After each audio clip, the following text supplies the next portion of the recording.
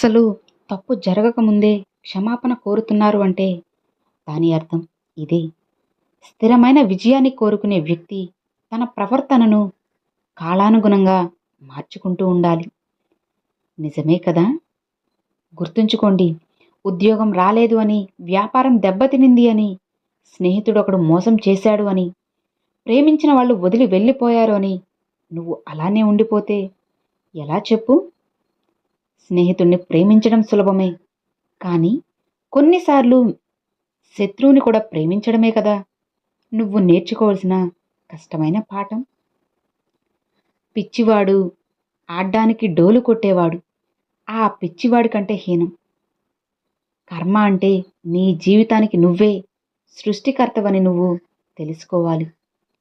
మేలుకో, పైకిలే, లక్ష్యం చేరే వరకు అస్సలు ఆపకు. అర్థమైందా? చిన్న లక్ష్యం ఒక నేరం, కాబట్టి గొప్ప లక్ష్యాన్ని నువ్వు నీతో పెట్టుకో. కడుపు నిండిన పక్షి ఆకలితో ఉన్న పక్షితో అస్సలు ఎగరలేదు. నిజమే కదా? నీకు డేగ కాగలిగే సామర్థ్యం ఉంటే కాకులలో మొదటి స్థానం కోసం నువ్వు అస్సలు ప్రయత్నించకు. ఈరోజు అనేది నీ మీద నిన్నటి విజయం, రేపు అనేది నీ కింది వాడిపై నీ విజయం. నువ్వు ఒక పనిని ప్రారంభించే ముందు ఎప్పుడు కూడా 3 ప్రశ్నలు అడుగు. నేను ఇది ఎందుకు చేస్తున్నాను? దీని ఫలితం ఎలా ఉండవచ్చు? దీనిలో విజయం సాధ్యమా అని ఒక్కసారి ఈ 3 ప్రశ్నలను లోతుగా ఆలోచించు. నీకే తెలుస్తుంది. నిజాయితీగా ఓడిపోతే అది అవమానం కాదు, ఓడిపోతావేమో అని భయపడితేనే అది అసలు సిసలైన అవమానం అంటే. కలలు నిజమవుతాయని చెప్పిన వాళ్ళు పీడకలలు కూడా కలలే అని మర్చిపోలేరు. శత్రువు ఎక్కడ ఉండడని తెలుసుకో. నీ పక్కనే ఉండి నీ గురించి అన్నీ తెలుసుకుంటూ ఉంటారు. జాగ్రత్త.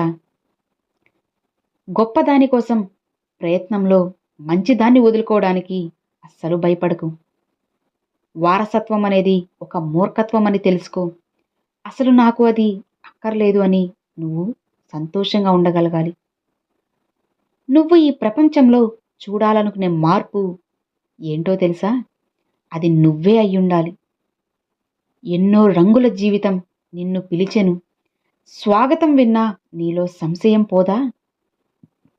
ఉంటే నీలో నమ్మకం, కన్నీరైనా అమృతం, కష్టం కూడా అద్భుతమే కదా. నువ్వు ఒక పేదవాడిగా పుట్టి ఉంటే అది నీ తప్పు కాదు, కానీ నువ్వు ఒక పేదవాడికైనా చనిపోతే మాత్రం అది ముమ్మాటికి నీ తప్పే అవుతుంది అని నువ్వు తెలుసుకో. ఈ లోకంలో ప్రేమ అనేది చాలా భయంకరమైనది. అందుకే గొప్ప ప్రేమ కథలన్నీ విషాదాలుగా మిగిలిపోతున్నాయి. గుర్తుంచుకో. నేను కేవలం ఒక వెర్రివాడిలా కాకుండా ఉండేందుకు ప్రయత్నిస్తా. తెలివైన వాడిలా కాదు. వెర్రివాడిలా కాకుండా ఉండడమే చాలా కష్టం కదా. ఆలోచించి చూడు, నీకే తెలుస్తుంది. భయాలతో బంగారు మంచంపై పడుకోవడం కన్నా ఎలాంటి భయమూ లేకుండా దర్జాగా నేలపై పడుకోవడమే కదా మంచిది. అదే కదా మేలు.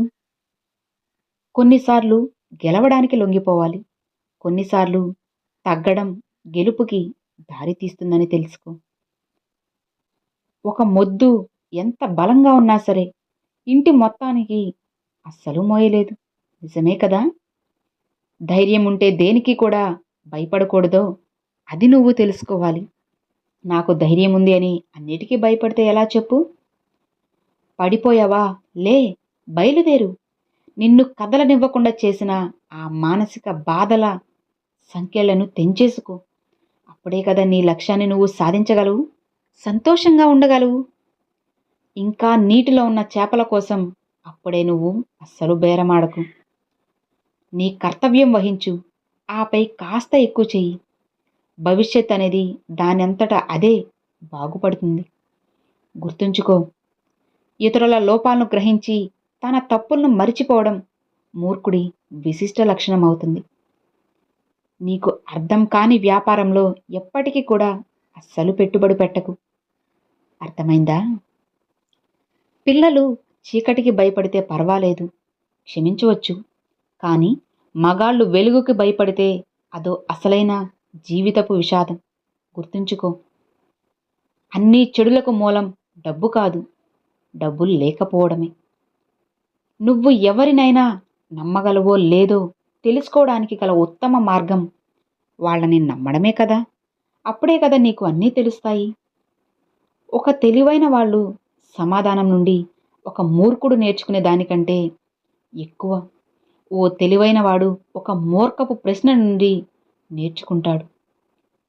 అహం లేని వ్యక్తిని ఒక్కసారి చూపించండి, నేను నీకు ఓడిపోయిన వ్యక్తిని తప్పకుండా చూపిస్తాను. శత్రువుని నాశనం చేయాల్సిన అవసరం లేదు, పోరాడాలన్న అతని సంకల్పాన్ని నాశనం చేస్తే చాలు.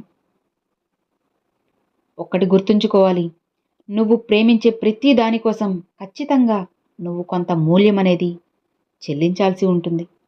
అర్థమైందా? అసలు ఈ లోకంలో అన్ని విజయాలకు మూలం ఏంటో తెలుసా? ఇంకేంటి, నువ్వు చేసే పని మాత్రమే. ద్వేషానికి బదులుగా ఉపదేశించు, ధిక్కారానికి బదులుగా చిరునవ్వు నవ్వు. నీ శక్తిని, నీ ఆలోచనని, నీ ధనాన్ని కేంద్రీకరించడం తెలుసుకో. నన్ను అందరూ అనుమానించినప్పటికీ ముందుకు కొనసాగే ధైర్యం అనేది నీలో ఉంటేనే కదా నువ్వు ఎప్పటికైనా సరే విజయాన్ని సాధించగలవు. వృత్తిపరమైన అవకాశాల విషయానికి వస్తే మానవజాతి చరిత్రలో బ్రతకడానికి ఇదే ఉత్తమ సమయం. నువ్వు ఎప్పుడూ కూడా నీ శత్రువుల్ని క్షమిస్తూ ఉండు. దీనికంటే వాళ్ళని ఇంకేది కూడా బాధించదు అని నువ్వు తెలుసుకోవాలి. నీ రేపటి బాధ్యతను ఈరోజు మానేసినంత మాత్రాన దాని నుండి నువ్వు తప్పించుకున్నట్లు కాదు. అర్థమైందా? జాగ్రత్తగా గమనించుకో. అన్ని చెడులకు డబ్బు లేకపోవడమే కదా మూలం. నీ టీంకి 2 పిజ్జాలు సరిపోకపోతే అది చాలా పెద్ద టీం అయిపోతుంది. ఇతరులు చేయడానికి చాలా భయపడే పనిని ఈరోజు నువ్వు సరదాగా సాధించబోతున్నావని తెలుసుకుని ఎప్పుడూ కూడా చిరునవ్వుతో మేలుకు. చిరునవ్వుతోనే నీ పనులన్నిటినీ ప్రారంభించు. అప్పుడు నువ్వు విజయాన్ని సాధించగలవు. 100 మంది చేయలేని పనిని ఒక్కరు చేస్తారు. అది ఏంటో తెలుసా? హేళన మాత్రమే చేస్తుంది. నీ ఉద్యోగులు నీకంటే ఎక్కువ సాంకేతిక నైపుణ్యాలు కలిగి ఉండాలి. లేకపోతే నువ్వు తప్పుడు వ్యక్తిని నియమించుకున్నావని దాని అర్థం. అర్థమైంది కదా? డబ్బు పాపిష్టిదని నీకు ఎవడు చెప్పినా సరే వాళ్ళ నుండి పారిపో. ఆ వాక్యం ఒక దోపిడీదారుడి కుష్ఠిరోగం అంట. గుర్తుపెట్టుకో. ఒక మనిషి తన పాశాన్ని తప్పకుండా అనుసరించాలి. అప్పుడే కదా అతనికి అత్యంత సంతోషం అనేది లభిస్తుంది. కోపంలో ఒక మాట మరియు పని రెండూ చేయకూడదు. గుర్తుంచుకో. మొద్దుబారిన సూదితో నువ్వు ఏ గుడ్డను కూడా అస్సలు కుట్టలేవు. అర్థమైందా? నీ ఆదాయానికి మించి అస్సలు ఖర్చు పెట్టకు. పొదుపు చెయ్యి, దానితో పెట్టుబడి పెట్టు. ఇంకా నువ్వు ఏం నేర్చుకోవాలో నీకే తెలుస్తుంది. అభినందన లేకపోయినంత మాత్రాన వజ్రం అనేది దాని విలువను ఎన్నటికీ కోల్పోదని తెలుసుకో. ఒక విపత్తును ఒక అవకాశంగా మార్చుకోవడానికి నువ్వు ప్రయత్నించాలి. ఆకలితో అలమటిస్తున్న కుక్కకు తిండి పెడితే అది ఇంకా ఎప్పటికీ నిన్ను కరవదు. కుక్కకి మనిషికి ఉన్న తేడా అదే. ఒక్కసారి తెలుసుకో. గుర్తుంచుకో. నువ్వు కొండపైకి చేరుకున్న తరువాత నీ వేగం పుంజుకోవడం ప్రారంభమవుతుంది. ప్రతి రాష్ట్రానికి పునాది యువత యొక్క విద్య అని నువ్వు తెలుసుకోవాలి. ఎవరైనా సరే తప్పు జరగకముందే క్షమాపణ అడుగుతున్నారు అంటే వాళ్ళ నిజాయితీని మనం ప్రశ్నించాల్సిందే. అర్థమైందా? Thanks for watching friends.